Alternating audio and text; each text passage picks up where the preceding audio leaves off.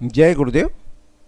गुरुर्ब्रह्मा गुरुर्विष्णु गुरुदेवो महेश्वरः गुरुः साक्षात् परम ब्रह्म तस्मै श्री गुरुवे नमः।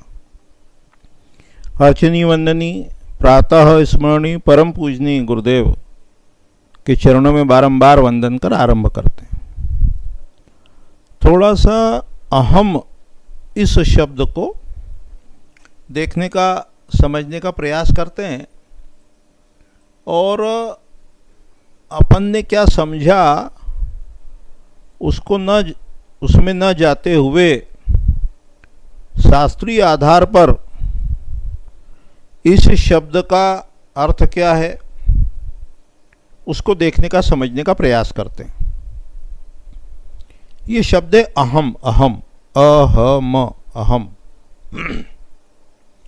जब कभी विषय के विस्तार में जाएंगे तो इसको भी समझेंगे।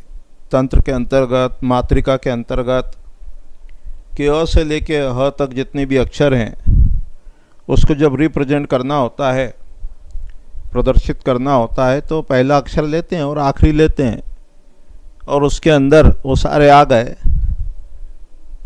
ऐसा रहता है, नियम है। अहम को अपन अहम कह सकते हैं, उसको अपन अहंकार कह सकते हैं, उसको ईगो कह सकते हैं। इसी को आई कॉन्शियसनेस भी कहते हैं, आई कॉन्शियसनेस। तो ये जो अहम है, ये जो चेतन है, जो कि व्यापक है, इनफाइनाइट, अनंत है। चेतना जो है, चित शक्ति जो है, वो अनंत है।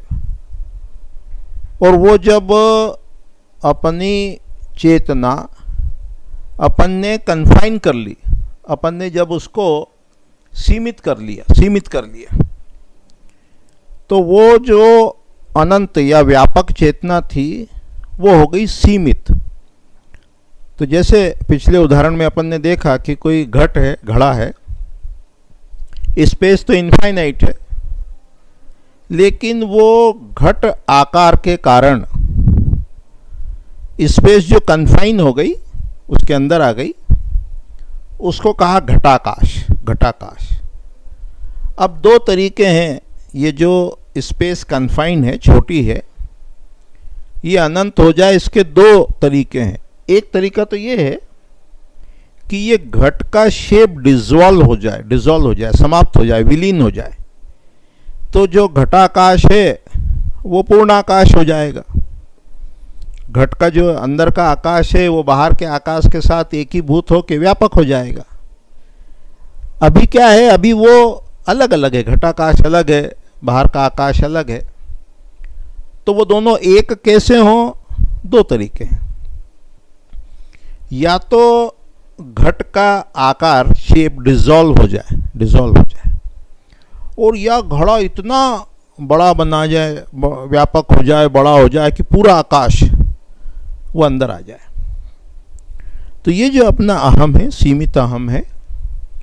या तो अपन अहमता को डिसॉल्व कर दें, समाप्त कर दें, समर्पित कर दें। भक्ति जो है, पूरा का पूरा जो भक्ति का मार्ग है, वो सीमित अहमता को समर्पण करने का मार्ग है, सीमित अहमता को डिसॉल्व करने का मार्ग है, भक्ति मार्ग, पाथ ऑफ डिवोशन, सरेंडर। उसमें ईगो जो है वो डिसॉल्व हो जाता है। वो जो घमंड वगैरह शब्द है वो अलग है, वो अहम नहीं है ना, ये ध्यान रखना। तो ये जो ईगो है, ईगो मतलब आई कॉन्शियसनेस। आई मतलब मैं। तो कितना बड़ा मैं, बस ये जो शरीर में व्याप्त है इतना बड़ा। अब इसमें आपने परिवार को इंक्लूड कर लिया, समाज को इंक्लूड कर लिया, राष्ट्र को इंक्लूड कर लिया, पूरी मानव जाति को इंक्लूड कर लिया, पूरा चर अचर को, चेतन अचेतन, जो जड़ चेतन, सबको इंक्लूड कर लिया। तो अहम जो है वो व्यापक हो गया। तो इसको, अहम को पहले समझना, अहम यानी मैं। इसको भी धीरे धीरे एग्जाम्पल से देखेंगे। और मैं यदि छोटा है तो वो कन्फाइंड है, सीमित है। तो इस अहम को डिसॉल्व करना, इस आई कॉन्शियसनेस को जब हम डिसॉल्व कर लाएंगे, आईनेस को जब डिसॉल्व कर देंगे, तो ये सुप्रीम कॉन्शियसनेस के साथ एक ही भूत हो जाएगी, एक हो जाएगी।